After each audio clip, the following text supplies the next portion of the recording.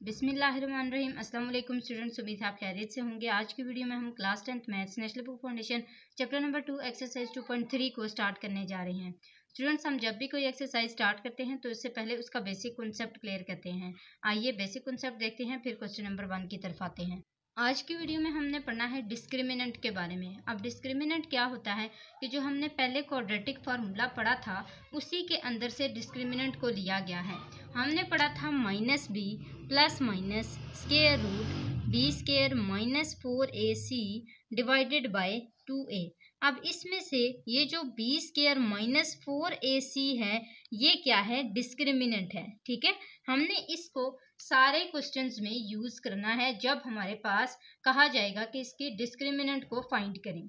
उसके बाद दूसरी चीज आती है हमारे पास नेचर ऑफ रूट्स। पहले हमने पढ़ा था रूट्स का। रूट्स क्या होता है? जब भी हम किसी भी क्वेश्चन का आंसर निकालते हैं, वेरिएबल्स का सॉल्यूशन निकालते हैं, solution is also called roots. अब वो जो रूट्स हैं उनकी नेचर हमने बतानी है कि उनकी नेचर क्या है। ठीक है, अब यहाँ पे 3 तरह की नेचर होगी, एक जीरो, एक पॉजिटिव और एक नेगेटिव। अब सबसे पहले देखें, यहाँ पे मैंने नेगेटिव लिखा है, फिर जीरो, फिर पॉजिटिव। अगर डिस्क्रिमिनेंट नेगेटिव यानी कि लेस देन जीरो होगा तो वो जो हमारे पास आंसर आएगा, उस डिस्क्रिमिनेंट का जो आंसर आएगा वो कॉम्प्लेक्स या फिर इमेजिनरी कहलाया जाएगा। लेकिन अगर डिस्क्रिमिनेंट का आंसर जीरो के इक्वल होता है, डिस्क्रिमिनेंट में भी एक वेरिएबल ही होगा जिस तरह क्वाड्रेटिक इक्वेशन में होता था। ठीक है, वही वेरिएबल जिसका आंसर जीरो के इक्वल होगा उसको या तो रैशनल कहा जाएगा या इक्वल कहा जाएगा या फिर इसको रिपीटेड भी कहा जा सकता है। ठीक है, उसके बाद हमारे पास थर्ड जो इसका थर्ड नेचर है वो है discriminant is greater than zero. अगर वो ग्रेटर होगी तो उसको पॉजिटिव कहा जाएगा और पॉजिटिव के लिए उसके जो नेम्स हैं वो एक परफेक्ट स्क्वायर, रैशनल और अनइक्वल, और साथ ही नॉट परफेक्ट स्क्वायर यानी कि वो जो आंसर होगा वो परफेक्ट स्क्वायर भी हो सकता है और परफेक्ट स्क्वायर नहीं भी हो सकता। अगर परफेक्ट स्क्वायर होगा तो वो रैशनल और अनइक्वल होगा। यहाँ पे इक्वल होता है ना, यहाँ पे अनइक्वल होगा, इक्वल नहीं होगा। और जब नॉट परफेक्ट स्क्वायर होगा तो फिर क्या होगा? इररेशनल या फिर इरेशनल और अनइक्वल होगा। यहाँ पे रैशनल था ना, यहाँ पे इरेशनल था, तो दोनों तरीके से हो सकते हैं। अगर वो परफेक्ट स्क्वायर होगा तो फिर वो रैशनल और अनइक्वल होगा, अगर वो परफेक्ट स्क्वायर नहीं होगा तो फिर वो इरेशनल और अनइक्वल होगा। तो ये 3 नेचर्स हैं जो हमने डिस्कस करनी है जब डिस्क्रिमिनेंट की बात आएगी और साथ ही उसकी नेचर ऑफ रूट्स के बारे में पूछा जाएगा। डिस्क्रिमिनेंट के लिए कौन सा फॉर्मूला यूज करना है? B square minus 4ac। तो ये आपने 4 हमने कॉन्सेप्ट पढ़े हैं, ये चारों याद रखने हैं और इसी से हमारी एक्सरसाइज कंप्लीट सॉल्व हो जाएगी। अब आते हैं क्वेश्चन नंबर 1 की तरफ।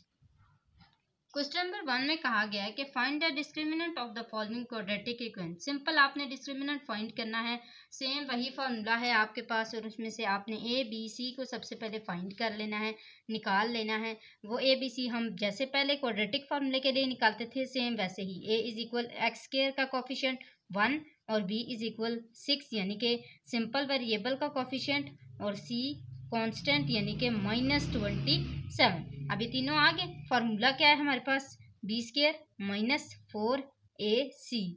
अब देखें b हमारे पास क्या है?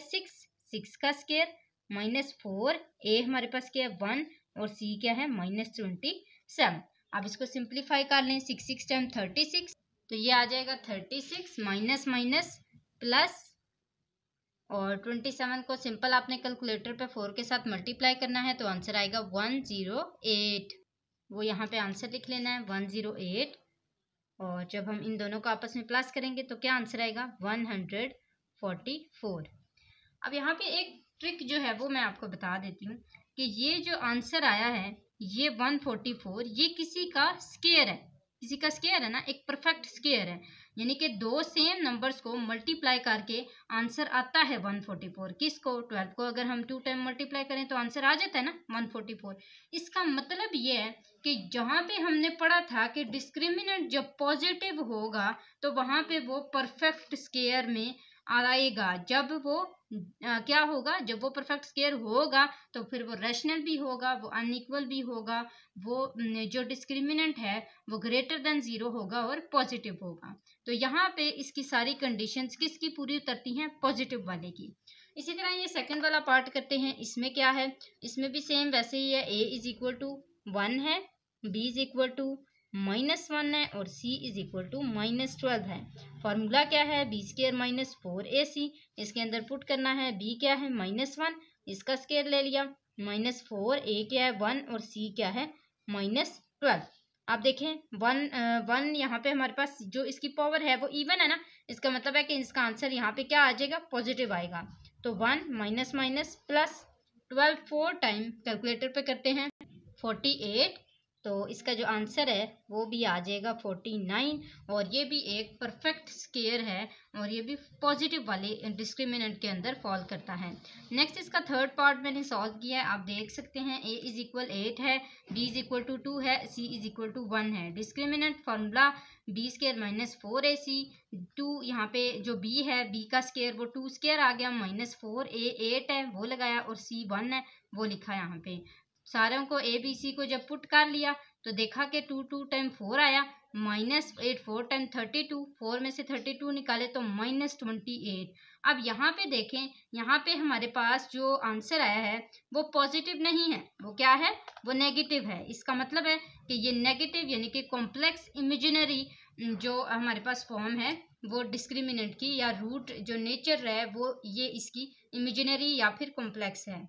फोर्थ इसका जो पार्ट है इसमें देखें 12x square minus 11x minus 15 is equal to 0 है, जिसमें से a 12 है, b -11 है, c -15 है। फॉर्मूला देखा b स्क्वायर माइनस 4ac, इसके अंदर पुटिंग की b -11 वो पुट किया, -4 a हमारे पास 12 था वो पुट किया और c -15 था वो पुट किया।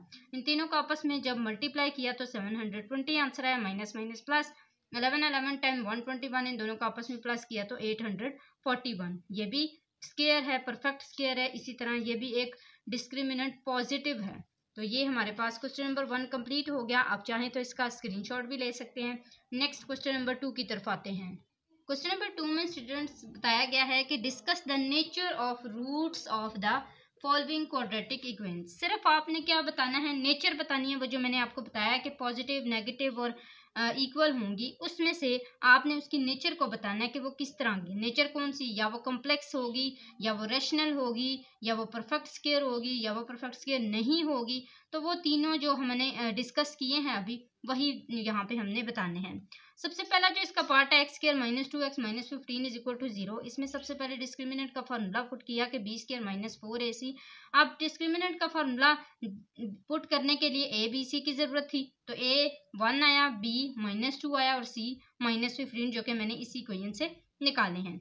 अब यहाँ पे देखें b हमारे पास क्या है, b स्क्वायर -2 है इसका स्क्वायर, और इसी तरह -4, a हमारे पास 1 है और c -15 है।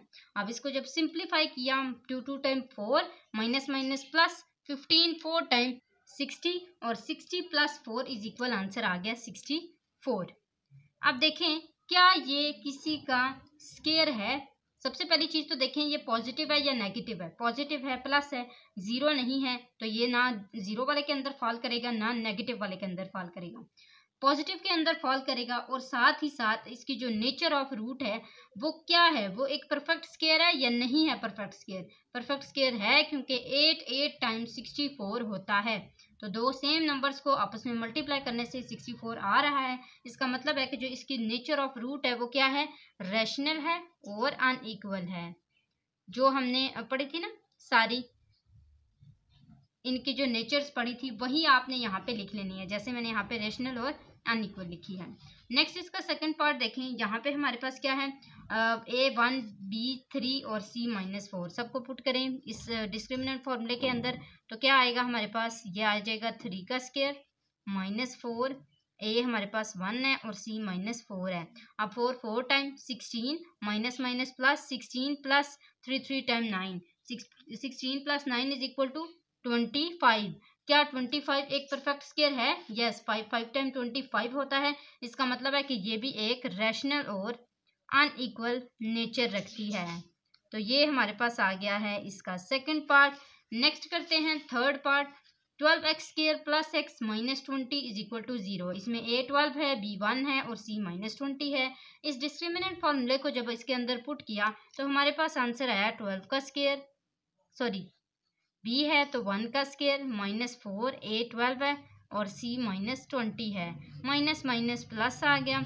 24 टाइम यहाँ पे हमारे पास जो है वो 24 और 7 12 इन तीनों को मल्टीप्लाई कर लेते हैं तो ये हमारे पास आंसर आ जाएगा 960 और ये माइनस माइनस प्लस उसके बाद 1 टाइम 1 960 + 1 = 961 आ जाएगा।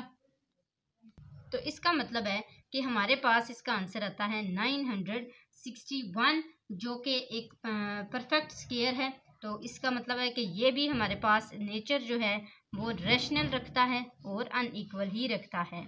नेक्स्ट इसका फोर्थ पार्ट यहाँ पे देखें हमारे पास A1 है, B2 है और C8 है। B स्क्वायर यानी कि B हमारे पास 2 है तो 2 का स्क्वायर -4 A1 है और C जो है वो 8 है। यहाँ पे देखें 8 4 टाइम 32 आ गया -2 टाइम 4 32 में से 4 निकाले -28 आ गया। अब देखें यहाँ पे हमारे पास आंसर नेगेटिव आया है और नेगेटिव जब भी होता है तो उसकी नेचर क्या होती है, इमेजिनरी और complex.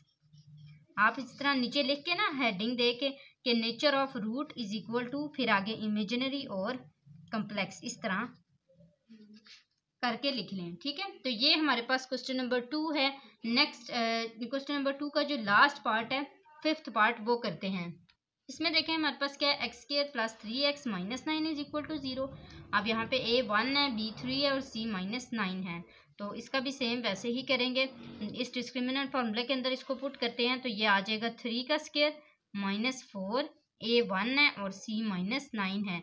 Minus minus plus 9 4 time 36 तो ये आ गया 36 माइनस माइनस प्लस 3 3 टाइम 9 = 45।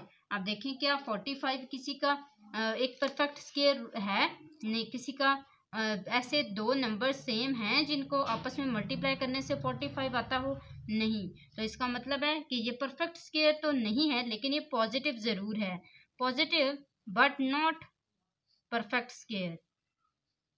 और जब वो परफेक्ट स्क्वायर नहीं होता तो फिर क्या होता है, फिर क्या नेचर होती है उसकी, इर्रेशनल और अनइक्वल। तो हम आगे लिख लेते हैं इर्रेशनल एंड अनइक्वल। इस तरह आप इसकी नेचर बयान कर सकते हैं।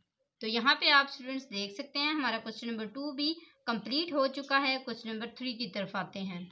क्वेश्चन नंबर 3 को स्टूडेंट्स पहले समझ लें कि फॉर व्हाट वैल्यू ऑफ के, कौन सी वैल्यू के की कौन सी वैल्यू के लिए 9x² - kx + 16 = 0 is a perfect square. वो बता रहे हैं कि परफेक्ट स्क्वायर इस इक्वेशन के लिए होगा। तो डिस्क्रिमिनेंट जो है वो यहाँ पे 0 है। क्यों 0 है, क्योंकि हमें यहाँ पे जो वैल्यू ऑफ के है उसके लिए बताया गया है कि वो जो आगे इक्वेशन है वो इक्वल है किसके, 0 के। देखें यहाँ पे आपको बताया गया ना 9x² - k(x) + 16 = 0 बताया गया ना, तो इसका मतलब है कि डिस्क्रिमिनेंट इसका 0 है। अब इसको सॉल्व करने की कोशिश करते हैं। सबसे पहले हमारे पास एक इक्वेशन जो इन्होंने दी थी वो मैंने लिखी कि 9x² - kx + 16 = 0। अब हमने डिस्क्रिमिनेंट फार्मूले के अंदर इसको सॉल्व करना है। b² यानी कि -k जो है वो क्या है, इसका b है, इसका स्क्वायर ले लेना है। -4 a क्या है इसका 9 और b क्या है 16। अब इन तीनों को आपस में मल्टीप्लाई कर लें और देखें क्या आंसर आता है। तो हमारे पास आंसर आता है 576 माइनस और k का स्क्वायर लेंगे तो क्या आ जाएगा, यहाँ पे k का स्क्वायर पॉजिटिव आ जाएगा। अब जैसा कि हमें पता है कि डिस्क्रिमिनेंट क्या है इसमें, if discriminant is equal to 0 तो फिर हम क्या कहेंगे कि देन k² - 576 = 0 हो जाएगा। अब हम क्या करेंगे, k² - 56 उधर जाके क्या हो जाएगा +576। अब इनको क्या करेंगे, इनका taking square root on both sides करेंगे ताकि ये जो स्क्वायर है ये ख़त्म हो जाए और हमारे पास जस्ट k ही रह जाए। और k का जो फाइनल आंसर है वो हमारे पास स्क्वायर रूट 576 से आएगा। तो इसका आंसर आएगा +-24 का जो 2 दफ़ा मल्टीप्लाई करें तो हमारे पास आंसर आता है 576 और साथ ही साथ हमने इसका स्क्वायर रूट लिया है तो इसलिए ये प्लस माइनस का जो साइन है ये डालना ज़रूरी है। नेक्स्ट क्वेश्चन नंबर 4 को पढ़ लेते हैं कि इफ़ रूट्स ऑफ अगर रूट्स हों किसके x square plus k x plus 9 is equal to 0 are equal find k, तो आप क्या करें, वैल्यू फाइंड करें के की अगर आपके पास जो रूट्स हैं वो इक्वल हों, क्या हों, इक्वल हों। तो देखें यहाँ पे मैंने लिखा है x square plus k x plus 9 is equal to 0, इसमें से ए और बी और सी सबको सेपरेट किया है। डिस्क्रिमिनेंट का फॉर्मूला लिखा है बी स्क्वायर माइनस 4ac, जिसमें मैं अब इसको यूज़ करूँगी कि बी मेरे पास के है जिसका मैंने स्क्वायर लेना है, -4a 1 है और c 9 है। तो 9 4 टाइम यहाँ पे क्या आ जाएगा 36, तो यहाँ पे 36 माइनस के स्क्वायर आ जाएगा, तो ये आ जाएगा 36 माइनस के स्क्वायर। अब जैसा कि हमें बताया गया था कि रूट्स जो हैं वो क्या हैं, इक्वल हैं, इक्वल है ना, और जब इक्वल होती हैं तो फिर यहाँ पे देखें इक्वल 0 भी दिया हुआ है, तो डिस्क्रिमिनेंट जब हमारे पास 0 होगा तो के स्क्वायर माइनस 36 भी 0 के इक्वल हो जाएगा। और इस तरह हम कहेंगे कि जो के स्क्वायर है वो इक्वल हो गया है -36 उधर जाके +36 के। अब taking square root on both sides, और ये हमारे पास आ जाएगा के स्क्वायर का भी स्क्वायर रूट, ये दोनों आपस में कैंसिल हो गए, और जब 36 का हम स्क्वायर रूट लेंगे तो आंसर क्या आएगा +-6। तो इस तरह हमारे पास जो के का आंसर है वो क्या आया है +-6। ये हमारे पास क्वेश्चन नंबर 4 था। आप चाहें तो इसका स्क्रीनशॉट भी ले सकते हैं। मुझे उम्मीद है आपको स्टूडेंट्स अच्छे से समझ आ रहा होगा, लेकिन फिर भी अगर आपको कोई भी कंफ्यूजन होती है आप कमेंट बॉक्स में पूछ लिया करें। नेक्स्ट करते हैं क्वेश्चन नंबर 5 को। यहाँ पे हमारे पास दिया गया है show that the roots of 2x square plus mx plus 1 का whole square is equal to 3 are equal if 3m square plus 4 is equal to 0।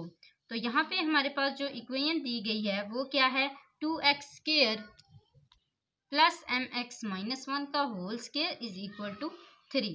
अब यहाँ पे देखें 2x square plus mx square plus 1 square minus 2mx 1, ये कहाँ से आया है, मैंने 2x स्क्वायर को एज इट इज़ लिखा है और यहाँ पे मैंने इस फॉर्मूले को ओपन किया a माइनस बी के होल स्क्वायर को, कि mx का स्क्वायर यानी कि a का स्क्वायर प्लस b का स्क्वायर माइनस 2 a mx था और b 1 था, वो यहाँ पे लिख लिया इज इक्वल टू 3। तो 2x square plus m square x square दोनों के पास स्क्वायर हो गया, क्योंकि होल स्क्वायर था तो दोनों के पास स्क्वायर था, प्लस 1 1 टाइम 1 माइनस 2mx 1 के साथ मल्टीप्लाई हुआ तो 2mx आ गया इज इक्वल टू 3। अब ये जो 3 है ये इस साइड पे आके क्या हो गया, माइनस हो गया, तो plus 1 minus 3 is equal to -2। और यहाँ पे मैंने 2m स्क्वायर को सेपरेट किया है, 2 प्लस m स्क्वायर को सेपरेट किया है, कहाँ से, कॉमन लेके, इन दोनों में एक्स स्क्वायर था ना, तो एक्स स्क्वायर जब इसमें से कॉमन आ गया तो यहाँ पे क्या बच गया, 2 प्लस m स्क्वायर बच गया, ये यहाँ पे प्लस का साइन भी है, ठीक है, तो ये प्लस m स्क्वायर जो है वो इसमें से कॉमन आ गया 2 प्लस m स्क्वायर, और बाकी एक्स स्क्वायर कॉमन आ गया था और जो बाकी बच गया था 2 प्लस m स्क्वायर उसको मैंने ब्रैकेट में लिख लिया। यहाँ पे -2mx एज इट इज़ आ गया और इन दोनों को जब सिंप्लीफाई किया तो -2 आया था। अब मैंने सबको एक्स स्क्वायर के कोफिशिएंट को a का नाम दिया और x को b का नाम दिया और कांस्टेंट को c का नाम दे दिया। डिस्क्रिमिनेंट फॉर्मूले के अंदर जब मैंने इसको यूज़ किया तो a यानी कि b का स्क्वायर -2m का square -4a 2 plus m square और c -2 था वो लिखा, इसको 2 टाइम 4 और m square as it is लिख दिया, माइनस माइनस यहाँ पे प्लस हुआ, 4 2 टाइम 8 हो गया और इसको 2 प्लस m स्क्वायर के साथ अब अगेन मल्टीप्लाई किया जाएगा, तो 8 2 टाइम 16 प्लस और 8m स्क्वायर और ये 4m square as it is आ गया। अब हमारे पास यहाँ पे 12m स्क्वायर, ये 4m स्क्वायर और 8m स्क्वायर को प्लस किया तो 12m स्क्वायर बच गया और प्लस 16।